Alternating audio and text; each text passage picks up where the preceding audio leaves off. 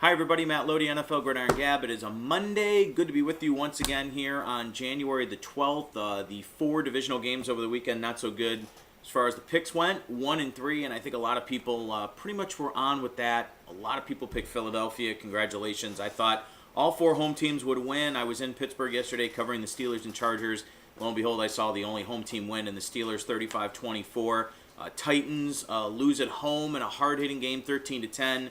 That was a pretty violent football game. I think one of the more violent football games you'll see. The nightcap, not a very good football game, at least if you're a Carolina Panthers fan. 33-13. That was just a terrible football game for the Panthers. Jake Delhomme clearly not recovered from the elbow injury, in my opinion. Terrible game on his birthday. 5 interceptions, 6 turnovers altogether. Panthers are done, so now we move on to championship weekend coming up this Sunday. 2 games, 3 o'clock Eastern, 6:30 Eastern. You'll have the Philadelphia Eagles as the 6th seed taking on the 4th seed in the Arizona Cardinals. And then over on the AFC side, should be an unbelievable football game. 2 AFC North teams that don't like each other much. And the Baltimore Ravens as the 6th seed taking on the 2 seed in the Pittsburgh Steelers. Early lines, the Eagles are 3-point road favorites in Arizona. Should be interesting there. And the Steelers are 5-point home favorites against Baltimore, which is interesting, of course, because the two teams played twice this season, of course. Pittsburgh won the first game on a Monday night, 23-20 in overtime. Second time, the controversial finish with Santonio Holmes, 13-9 in Baltimore back on Week 13. Some early thoughts on both these games. Philadelphia, Arizona should be an interesting game from an offensive standpoint. Donovan McNabb and the Eagles' offense is playing good. Brian Westbrook looks good right now. Correll Buckhalter, Kevin Curtis, Reggie Brown. Those guys are playing good football on the offensive side.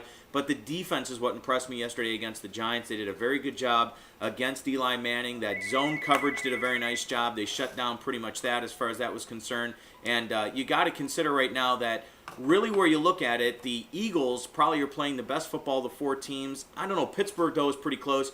Maybe Arizona. I don't think Arizona, though, has got what it takes to go the distance. I think Philadelphia, early on, my early pick, Philadelphia to beat Arizona. In the nightcap, Pittsburgh and Baltimore, again, should be a tremendous football game. I like the Steelers, even though they're 5-point favorites. I think the Steelers are going to win this football game. Baltimore, don't forget, is an aging defense. They're banged up. Samari rolled with the groin injury. LaRon McClain, the fullback, left the game. You also have an aging defense. They're old. They're an old defense when you really look at it. Also, you've got a rookie quarterback playing his 3rd straight playoff game on the road. I don't like the chances for the Ravens in this one. I don't know if I like the 5 or not. I'm not decided on that yet, but I do like the Steelers at home. I think the Steelers and Eagles will go at it in all Pennsylvania Super Bowl. Don't forget, we almost had this in 2004, but the Patriots spoiled that by beating the Steelers in Pittsburgh in the AFC title game, and then, of course, New England went on to beat Philadelphia. Other news breaking today, of course, is that Tony Dungy has announced his retirement. That news conference will come up at 5 o'clock. We'll have all the details right here on NFLGridironGab.com. Dungy, one of the best coaches, I think, of all time. You really look at his record, and it really didn't hit me till yesterday when I looked at his record of just how successful he was. But you look at it, he's had an unbelievable career, 10 straight postseason appearances, the good years with the Tampa Bay Buccaneers, then the even better years with the Colts, and, of course, the Super Bowl title a couple years ago in Super Bowl 41 when the Colts beat the Bears. 5 o'clock Eastern press conference. We'll have all the details right here on NFLGridironGab.com.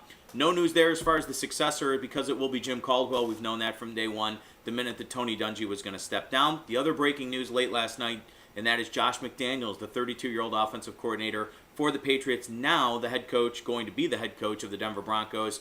That's a risky move, a 32-year-old head coach taking over Denver. Of course, McDaniels' stock has flown sky high under Bill Belichick with the year that the Patriots had last year and going 17-0 before losing in the Super Bowl with Tom Brady and all the offensive records along with Randy Moss. And then, of course, this year with the backup quarterback going 11-5, even though they did miss the playoffs, and backup Matt Castle. So, again, Josh McDaniels, the new coach there in Denver. Some of these coaching situations, I think, are going to start to straighten themselves out. I expect Steve Spagnuolo to be a head coach by the end of the week now that the Giants are out of the playoffs, and also Jim Schwartz. Maybe Detroit. That's where we're hearing he is headed right now to possibly be the head coach of the Detroit Lions. All right, early thoughts then on the AFC and NFC Championship game, coaching news, all kinds of great thoughts from the weekend. I'm Matt Loede. Thank you for tuning in at NFLGridironGab.com. We'll see you again tomorrow here on NFLGridironGab.com.